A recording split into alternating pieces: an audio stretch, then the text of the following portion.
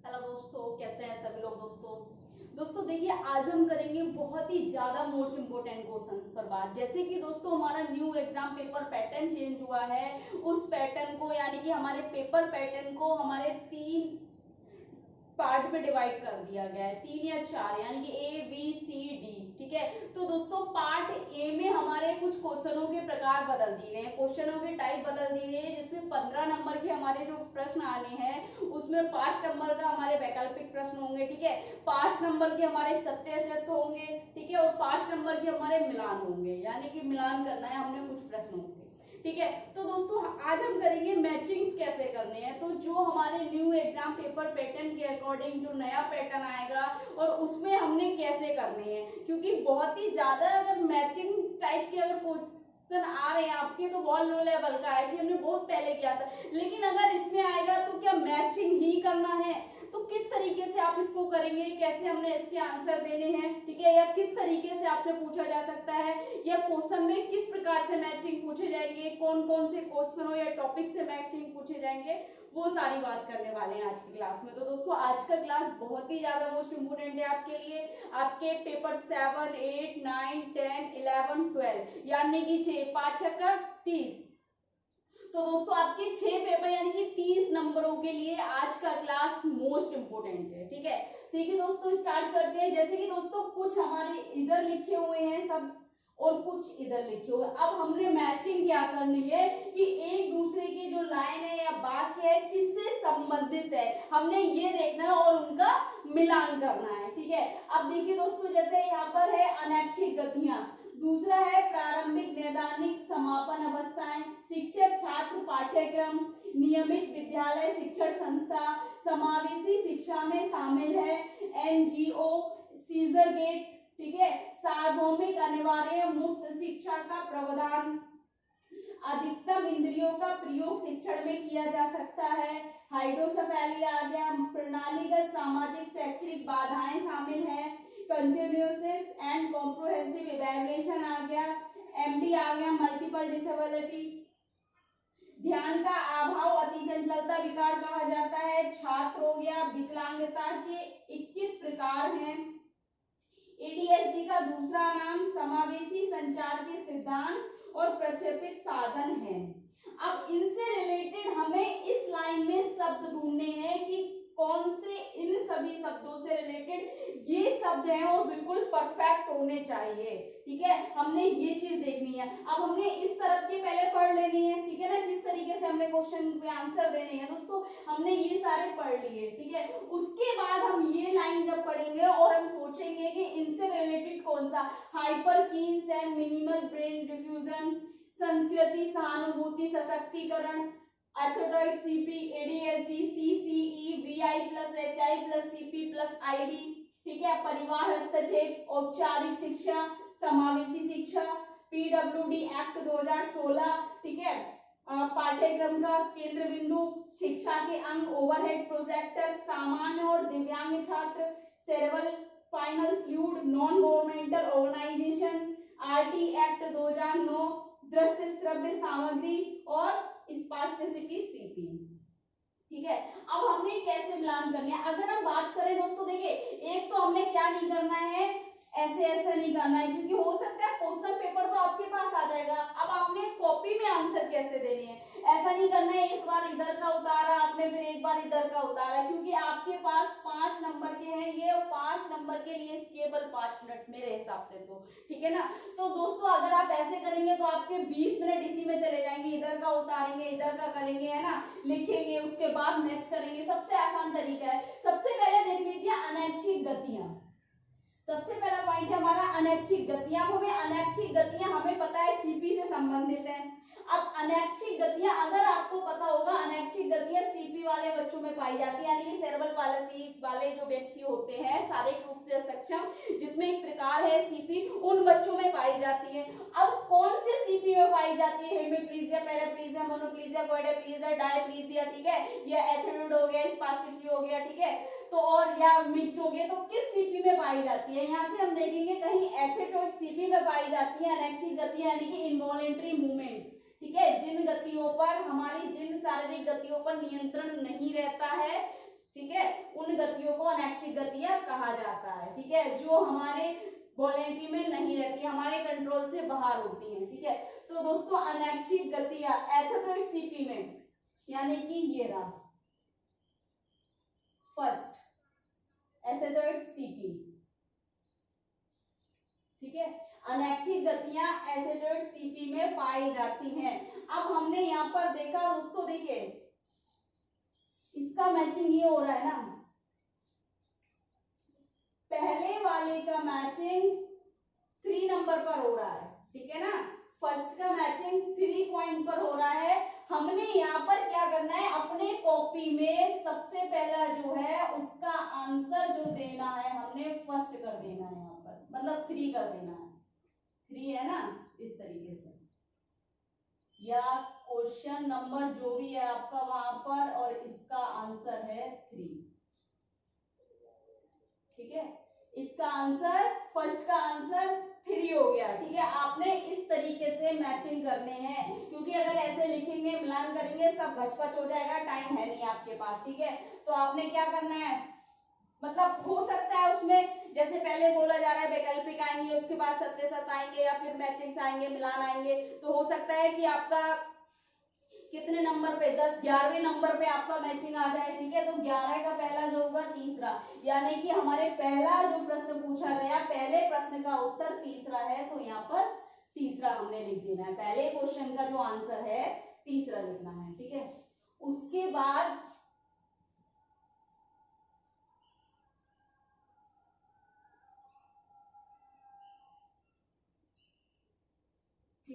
उसके बाद कह रहे हैं प्रारंभिक नैदानिक समापन अवस्थाएं हैं। अब आपको ये पता होना चाहिए प्रारंभिक नैदानिक और समापन अवस्थाएं किसकी अवस्थाएं हैं। तो दोस्तों हमने इसको फिर से पढ़ना है, हाइपरकीन्स नहीं है, संस्कृति, एथेटोइड सीपी, वीआई, परिवार हस्तक्षेप। जो हमारी परिवार हस्तक्षेप की 3 अवस्थाएं हैं, प्रारंभिक, नैदानिक और समापन, ये 3 अवस्थाएं परिवार हस्तक्षेप की हैं। तो दूसरे का जो मैच है वो 7 पॉइंट हो रहा है इसका। ठीक है, तब हमने दूसरे का आंसर देना है, क्वेश्चन नंबर 2 का आंसर है 7। ठीक है, या फिर आप कैसे करेंगे, इसको आप लिख देंगे परिवार हस्तक्षेप, यानी कि पहले का जो आंसर है परिवार हस्तक्षेप है।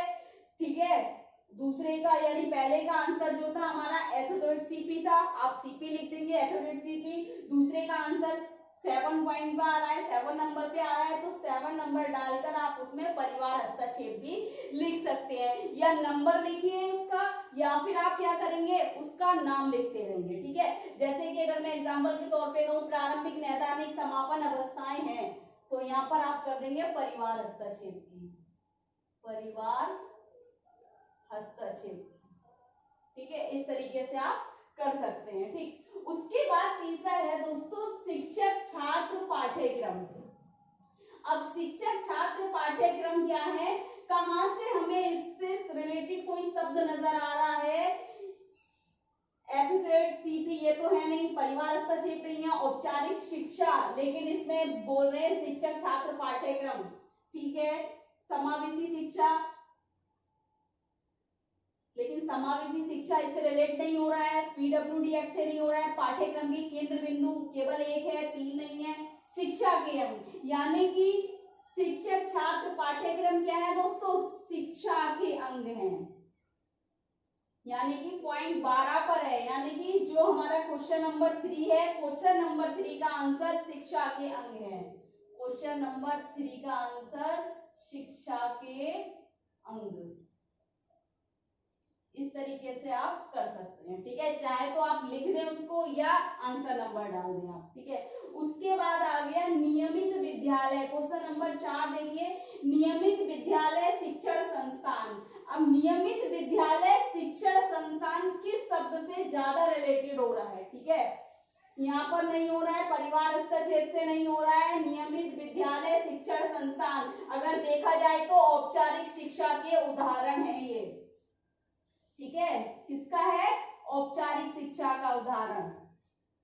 ठीक है, तो हमारा क्वेश्चन नंबर 4 का जो आंसर है औपचारिक शिक्षा का उदाहरण। तो क्वेश्चन नंबर 4 का है औपचारिक शिक्षा।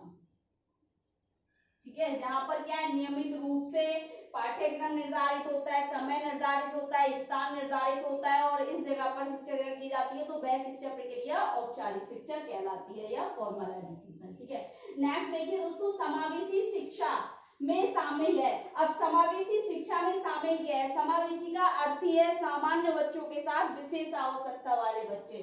तो समावेशी शिक्षा में शामिल जैसे शब्द इसमें हमें कहीं दिख रहे हैं, परिवार, औपचारिक शिक्षा, समावेशी शिक्षा, लेकिन सेम हो जाएगा। ठीक है, तो ये नहीं है, पीडब्ल्यूडी एक्ट नहीं आएगा, पाठ्यक्रम केंद्र बिंदु नहीं आएगा, शिक्षा के अंग नहीं आएगा, ओवरहेड प्रोजेक्टर भी नहीं आएगा, सामान्य और दिव्यांग छात्र।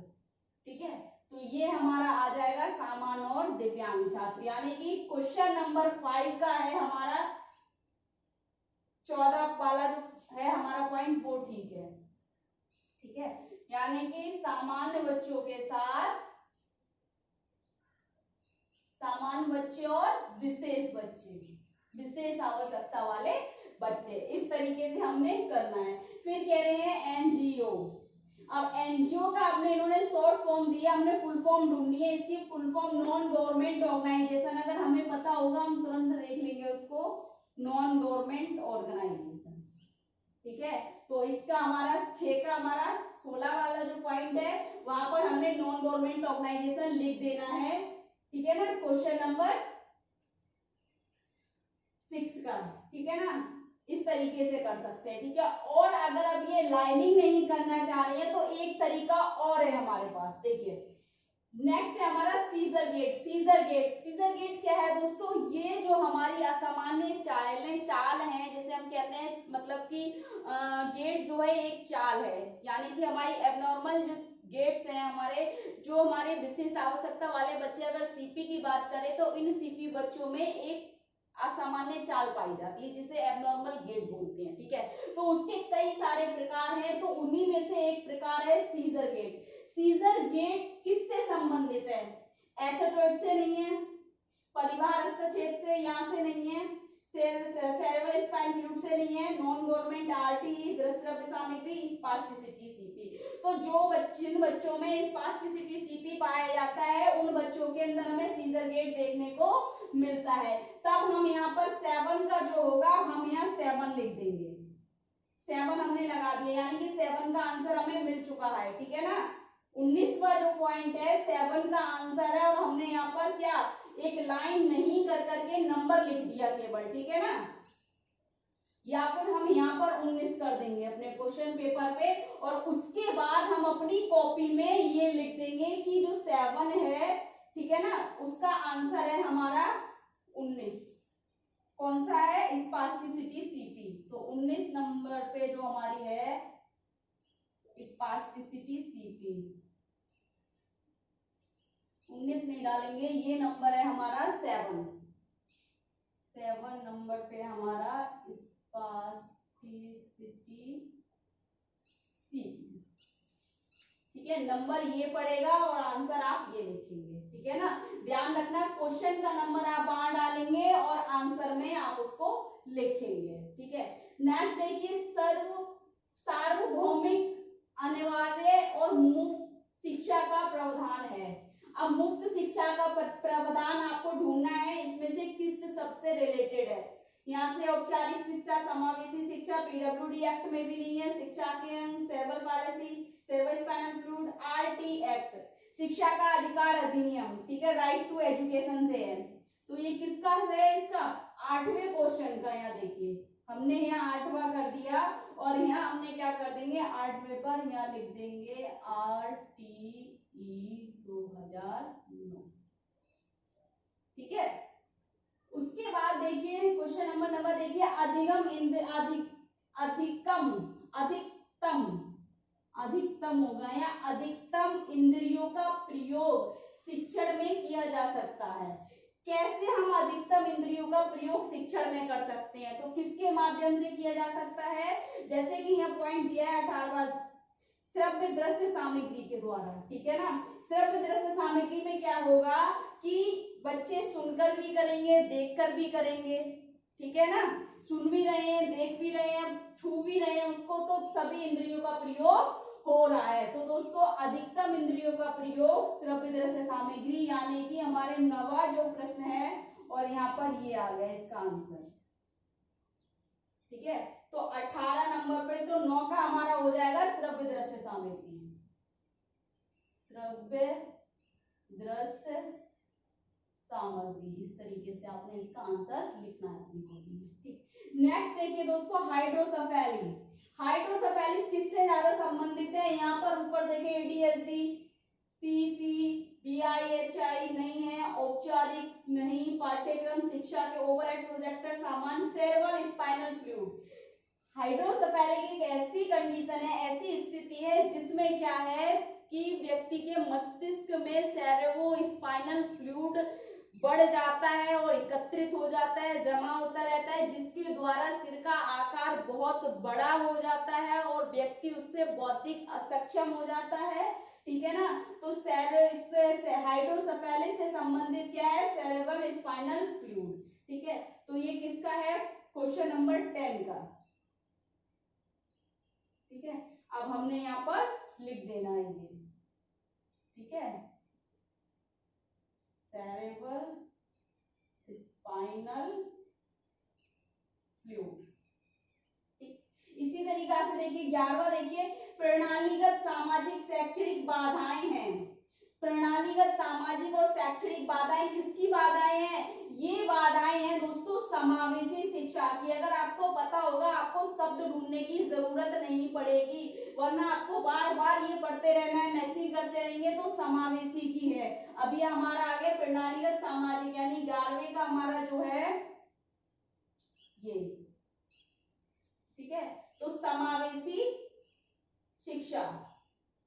ठीक है, तो जो 11वें प्रश्न है हमारा, 11वें प्रश्न का उत्तर है समावेशी शिक्षा।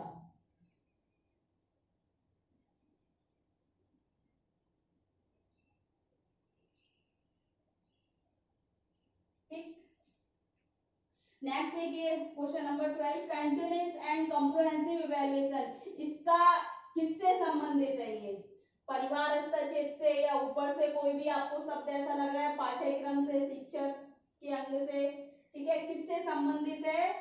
तो दोस्तों देखिए अगर हम बात करें तो यहाँ पर कहीं से भी हमें नहीं लग रहा है, किसी में ये हो सकता है। अगर इसमें देखें तो इन्होंने एक एक्सप्लेनेशन दे रखा है हमें, कंटिन्यूअस एंड कॉम्प्रिहेंसिव इवैल्यूएशन, सतत एवं व्यापक मूल्यांकन। अगर देखा जाए तो ये है, यहाँ पर हमारा ये क्वेश्चन है 12 CCE, कॉम्प्रिहेंसिव और कंटिन्यूअस कॉम्प्रिहेंसिव इवैल्यूएशन। तो हमारा आ जाएगा क्वेश्चन नंबर 12 का CCE। ठीक है, इस तरीके से आपको करना है। नेक्स्ट देखिए MD, मल्टीपल डिसेबिलिटी क्या है? मल्टीपल डिसेबिलिटी से हमें कोई शब्द रिलेटेड लग रहा है, लेकिन कहीं ना कहीं डिफाइन कर रखा है इसमें। अब ये हमारा है क्वेश्चन नंबर 13। ठीक है, तो यहाँ पर हमने यहाँ पर डाल के यानी कि 13 का VIHI plus CP plus ID, यानी कि visual impairment plus hearing impairment plus cerebral palsy plus intellectual disability. 2 या 2 से अधिक विकलांगताएं क्या है? मल्टीपल डिसेबिलिटी है, तो वह इससे संबंधित शब्द हो गया। ठीक है, इसी तरीके से ध्यान का अभाव अति चंचलता विकार कहा जाता है। किसे कहा जाता है ध्यान का अभाव अति चंचलता विकार? तो ये हमारा 14 नंबर पर है। तो ये पॉइंट हमारा ये देखिए ADHD को, बहुत देर से ये शब्द पढ़ रहे हैं हम, तो अति चंचलता विकार ADHD को कहा जाता है। कौन सा हमारा प्रश्न नंबर 14 का उत्तर है? ADHD। ठीक है, नेक्स्ट देखिए छात्र। अब केवल उन्होंने छात्र बोला है, हाइपरकिन्स है नहीं, संस्कृति है नहीं, एथोट्यूड है नहीं, ADHD है नहीं, CC है, VI से परिवार हस्तक्षेप से संबंधित नहीं है, औपचारिक शिक्षा से संबंधित नहीं है, समावेशी शिक्षा से संबंधित नहीं है, PWD एक्ट से संबंधित नहीं है, पाठ्यक्रम का केंद्र बिंदु है। यानी कि 11वां ऑप्शन, यानी कि प्रश्न नंबर 15 का जो है 11वां ऑप्शन है यहाँ पर कि पाठ्यक्रम का केंद्र बिंदु है। 15 हो गया हमारा पाठ्यक्रम का केंद्र बिंदु। ठीक, नेक्स्ट देखिए दोस्तों, विकलांगता के 21 प्रकार हैं। विकलांगता के 21 प्रकार हैं, लेकिन इससे रिलेटेड क्या है इधर, तो इससे रिलेटेड हम देखेंगे एसडी, एसडी, डीएसडी यहाँ पर भी नहीं हो रहा है। औपचारिक शिक्षा, समावेशी शिक्षा, आरपीडब्ल्यूडी एक्ट के अकॉर्डिंग विकलांगता के 21 प्रकार बताए गए हैं। तो ये यहाँ पर हमें मिल गया 16। प्रश्न नंबर 16 का हो गया हमारा आंसर आरपीडब्ल्यूडी है। आरपीडब्ल्यूडी एक्ट, ठीक है ना, इस तरीके से आप करेंगे। नेक्स्ट देखिए, एडीएसडी का दूसरा नाम है। एडीएसडी वाले बच्चों को या एडीएसडी को दूसरे किस नाम से जाना जाता है, तो यहाँ से रिलेटेड अगर हम एडीएसडी का देखें तो एडीएसडी का नहीं होगा यहाँ पर, ठीक है।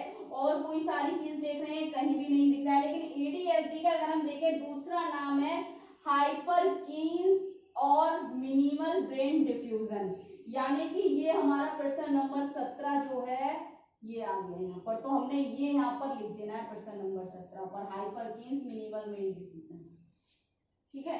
इस तरीके से करना है। 18वां देखिए, समावेशी संचार के सिद्धांत। समावेशी संचार के सिद्धांत, इंक्लूसिव कम्युनिकेशन के सिद्धांत कौन कौन से हैं, तो इसके 3 सिद्धांत बताए थे, जैसे ये दिया है संस्कृति, सहानुभूति और सशक्तिकरण। तो ये हमारा प्रश्न हो गया 18वां। यहाँ हम सारे लिख देंगे, ठीक है, संस्कृति, सहानुभूति और सशक्तिकरण, ठीक है, तीनों सिद्धांत लिख देंगे।